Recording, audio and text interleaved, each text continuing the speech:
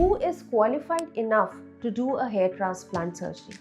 A very, very important question. According to the latest guidelines of National Medical Council, any MBBS doctor is authorized to do hair transplant surgery, but a postgraduate doctor, that is a person who has done MBBS plus MD, is preferred to do a hair transplant surgery.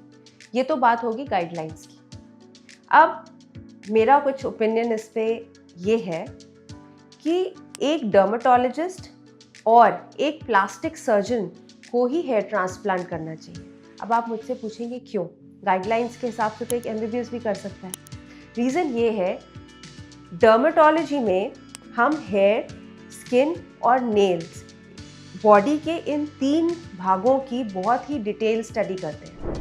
आप मानिए कि हम 3 साल सिर्फ skin की study कर रहे हैं, 3 साल हम सिर्फ बालों की स्टडी कर रहे हैं और नाखूनों की स्टडी कर रहे हैं, तो हम कितनी इन डेप्थ स्टडी करते होंगे।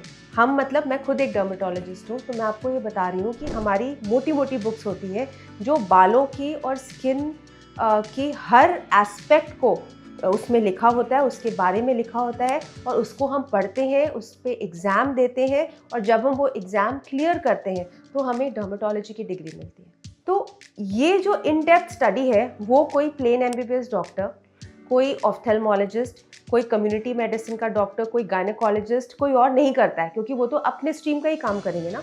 फॉर एग्जाम्पल, अ गायनेकोलॉजिस्ट, वो तो सिर्फ बच्चे को कैसे पैदा करना है या एक माँ की क्या एक जर्नी होती है या उसको कैसे ट्रीट करना है उसमें रहेगा। वो स्किन, हेयर और नेल्स की पढ़ाई तो नहीं करेगा ना 3 साल, जो कि हमने की है। तो लॉजिकली जिस इंसान ने या जिस डॉक्टर ने हेयर ट्रांसप्लांट सर्जरी में जो चीज़ होती है वो है बाल, और बाल कहाँ होते हैं? स्किन के अंदर। तो हेयर ट्रांसप्लांट सर्जरी में बाल और स्किन में ही हम खेल रहे हैं, बालों को स्किन से निकालकर एक हिस्से से और दूसरे हिस्से के स्किन में डाल रहे हैं। तो जब हम वो काम कर रहे हैं जिसके बारे में एक डर्मेटोलॉजिस्ट ने 3 साल पढ़ाई की है, तो डर्मेटोलॉजिस्ट से बेटर कौन हो सकता है हेयर ट्रांसप्लांट करने के लिए? आप मुझे बताइए। तो ये तो हो गया कि हमने कितनी स्टडी की, किस चीज़ की स्टडी की, तो इसलिए डर्मेटोलॉजिस्ट को ट्रांसप्लांट करने देना चाहिए। दूसरा है प्लास्टिक सर्जन। प्लास्टिक सर्जन क्यों? क्योंकि प्लास्टिक सर्जन भी इन डेप्थ स्टडी करते हैं about surgery, and hair transplant is a surgery at the end of the day. But हाँ, प्लास्टिक सर्जन्स की जो ट्रेनिंग होती है वो strip technique of hair transplant करने में ज़्यादा होती है, स्ट्रिप या FUT। स्ट्रिप टेक्निक में सिर के पीछे वाले हिस्से से एक स्ट्रिप ऑफ स्किन काटी जाती है, उस स्किन से बाल निकाले जाते हैं और जहाँ से वो स्ट्रिप काटी जाती है वहाँ पे स्टिचेस लगते हैं। ये प्लास्टिक सर्जन्स को पढ़ाया जाता है और डर्मेटोलॉजिस्ट को स्ट्रिप सर्जरी इतनी ज़्यादा ना पढ़ाकर FUE सर्जरी पढ़ाई जाती है, जिसमें सिर के पीछे वाले हिस्से से एक एक बाल को हम प्लक आउट करके आगे वाले हिस्से में इम्प्लांट करते हैं। आप मुझे पूछेंगे कि हाँ, फिर तो डर्मेटोलॉजिस्ट और प्लास्टिक सर्जन्स दोनों एक लेवल पे आ गए। स्किल में डेफिनेटली आ गए, लेकिन ट्रेनिंग पॉइंट ऑफ व्यू से, जैसे मैंने बोला, एक प्लास्टिक सर्जन को स्ट्रिप सर्जरी अच्छे से पढ़ाई जाती है, डर्मेटोलॉजिस्ट FUE अच्छे से करता है। आज के समय की डिमांड क्या है?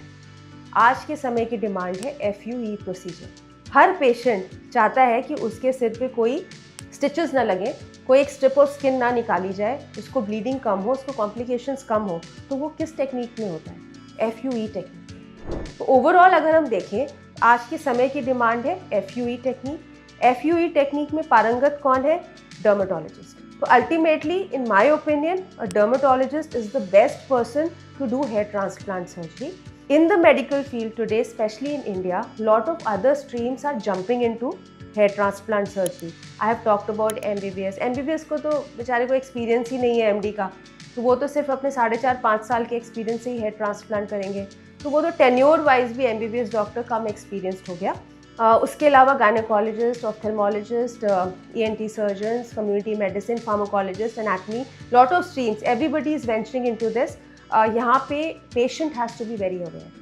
You should make it a point that your transplant, if you're opting for a FUE technique, should be done by a dermatologist, and if you're opting for the strip technique, then of course plastic surgeon is also a good choice to go ahead with. In case you have more queries about this topic or any other topic related to hair transplant, I'll be more than happy to help you out. Thank you.